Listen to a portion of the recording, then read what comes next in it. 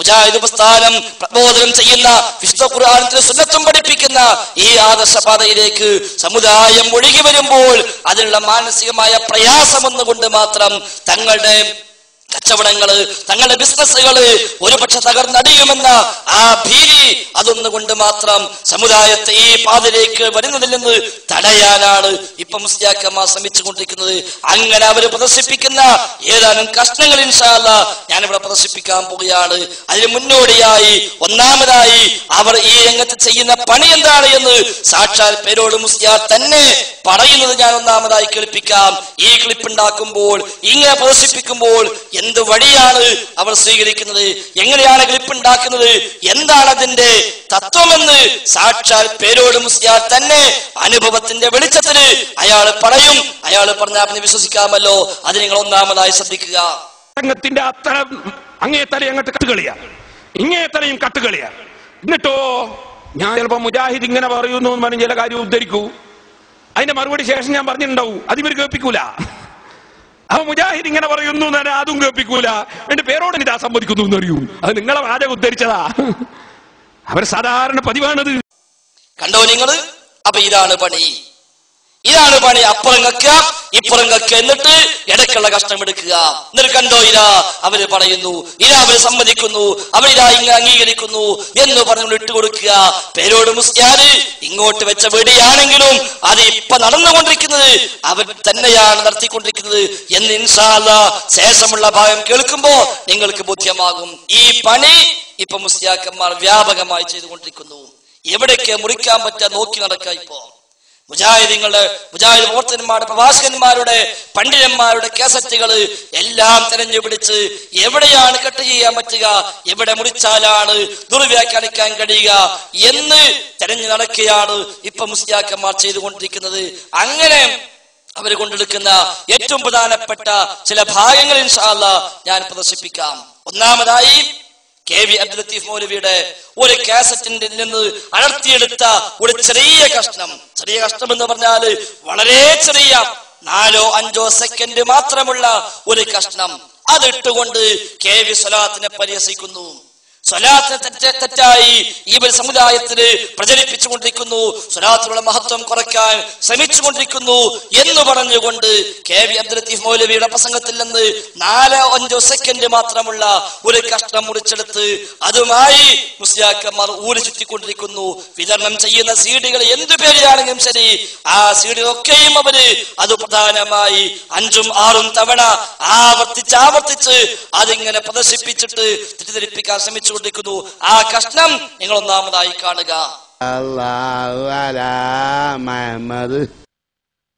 കണ്ടോ, ഇതാണ് ആ കഷ്ണം, ഇതാണ് ആ കഷ്ണം. അപ്പൊ ഇത് മാത്രം കേൾക്കുമ്പോൾ, ഇത് 5-6 തവണ അതിങ്ങനെ കേൾപ്പിച്ചുകൊള്ളുമ്പോൾ സ്വാഭാവികമായും ഏതൊരാളും ധരിച്ചേക്കുമെന്നാണ് മുസ്ലിയാക്കന്മാരുടെ വിചാരം.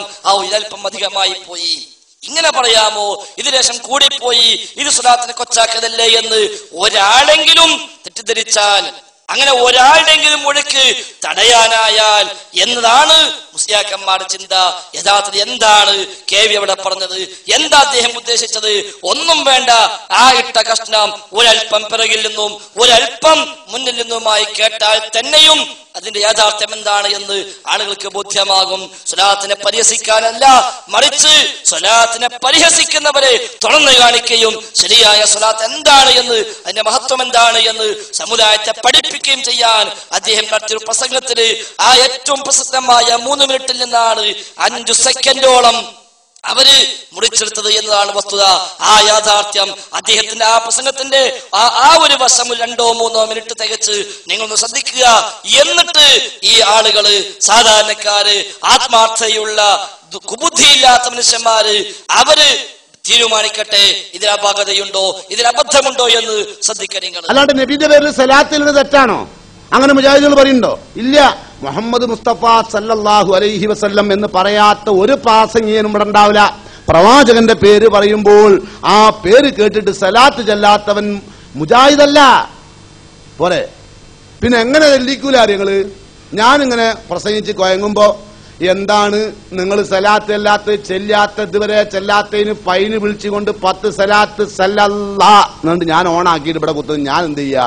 ചായയും ദശമൂലായിട്ടും ഒക്കെ കുടിക്കുക. നിങ്ങൾ ഇങ്ങനെ സല്ലല്ലാഹു അലാ മുഹമ്മദ് അത് ചെയ്യിക്കുക. അത് എല്ലാത്തോട്ടാണ് എന്ത് ചെയ്യുന്നത്? സലാത്തില്ല എന്ന് പറഞ്ഞു കേട്ടോ. നബി സല്ലല്ലാഹു അലൈഹി വസല്ലം പറഞ്ഞ എന്താ അറിയോ? മൻ സല്ലാ അലയ്യ വാഹിദത്തൻ, ഒരാൾ എന്റെ പേരിൽ ഒരു സലാത്ത് ചൊല്ലിയാൽ സല്ലല്ലാഹു അലൈഹി ബി അശ്റഹബൻ, 10 നന്മ അള്ളാഹു അനുഗ്രഹമായി നൽകും. ഒരു പ്രാവശ്യം നബിന്റെ പേരിൽ സലാത്തില്ല. ഇനി നബി സല്ലല്ലാഹു അലൈഹി വസല്ലം പറയുന്നു, അൽ ബഖീലു മൻ ദുകിറത ഇൻദഹു ഫലൻ യുസല്ലി അലയ്യ, ഒരു ആളുടെ പേരിൽ എന്റെ പേര് ഒരാളുടെ മുമ്പിൽ പറഞ്ഞിട്ട് അവൻ സലാത്ത് ചൊല്ലിയിട്ടില്ലെങ്കിൽ അവൻ പിശുക്കനാണ്. ഇനി എന്താ കേൾക്കേണ്ടത്? അപ്പൊ നബിയുടെ പേരിൽ ഇങ്ങനെ കേൾക്കുമ്പോ സല്ലല്ലാഹു അലൈഹി, ഇതെന്താ ഇപ്പൊ നമ്മൾ സലാത്ത് എങ്ങനെയാ ചെല്ലല് അറിയാല്? നബിന്റെ പേരിൽ സലാത്തിലുണ്ട് നിങ്ങള്, നബിന്റെ പേരിൽ സലാത്തും സലാമും ചെല്ലല്ലേ അറിയാല്? പിന്നെ നബിയെ വിളിച്ചിട്ട് പാട്ട് പാടുക. അങ്ങനെ യാ റസൂൽ സലാം അലൈക്കും, നബിനോട് സലാം. ഞങ്ങളെ കണ്ടപ്പോ അംസാഷേ സലാം അലൈക്കും, അംസാഷ് പായുന്നു. കാരണം നമ്മളെ കേവിക്ക് ധാരാളമായി കിട്ടും അറിയും. എന്താ കാരണം? ഇങ്ങനെ ആരെയും സലാം ചെല്ലോ ഉണ്ടോ?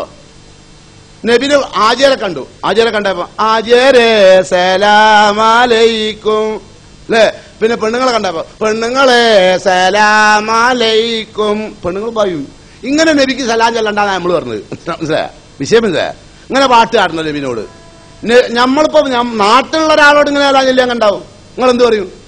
അയാളെന്ത് മനുഷ്യൻ, അയാൾ സലാം ചെല്ലണമൊക്കെ പാട്ട് അടിക്കുക അല്ലേ, പറയില്ലേ?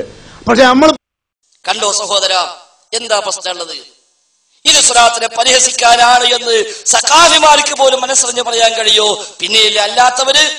അപ്പൊ അവർക്കറിയാത്തത് കൊണ്ടല്ല, ബോധ്യമില്ലാത്തത് കൊണ്ടല്ല, ഇത് കേട്ട ഏതൊരാൾക്കും അറിയാം ഇവിടെ ഒരിക്കലും സ്വലാത്തിനെ പരിഹസിച്ചിട്ടില്ല.